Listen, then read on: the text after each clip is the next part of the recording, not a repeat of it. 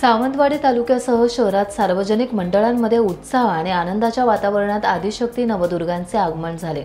पुढील 9 दिवस हा उत्सव साजरा होणार आहे। घरोघरी मंदिरात देखील उत्सव साजरा होणार आहे। मोठ्या भक्तिभावाने आणि उत्साहाने हा उत्सव साजरा केला जातो। ठिकठिकाणी देवीच्या मूर्तींची प्रतिष्ठापना करण्यात येते। घटस्थापनेच्या पार्श्वभूमीवर वाद्यांच्या गजरात आणि जय माता दीच्या जयघोषात देवीचे आगमन करण्यात आले।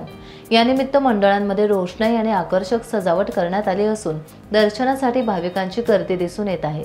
पुढील 9 दिवस पारंपरिक गरबा आणि दांडियासह सांस्कृतिक कार्यक्रमांची रेलचेल असणार आहे। या 9 दिवसांच्या काळात देवींच्या 9 रूपांची पूजा केली जाते। प्रत्येक दिवशी देवीच्या एका विशिष्ट रूपाची पूजा करण्याची परंपरा आहे। अनेक भाविक 9 दिवस उपवास करतात। मोठ्या संख्येने भाविक यात सहभागी होतात।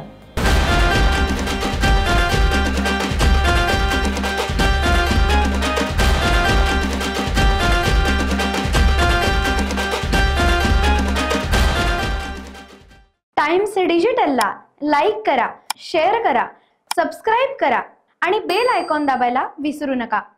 Times digital.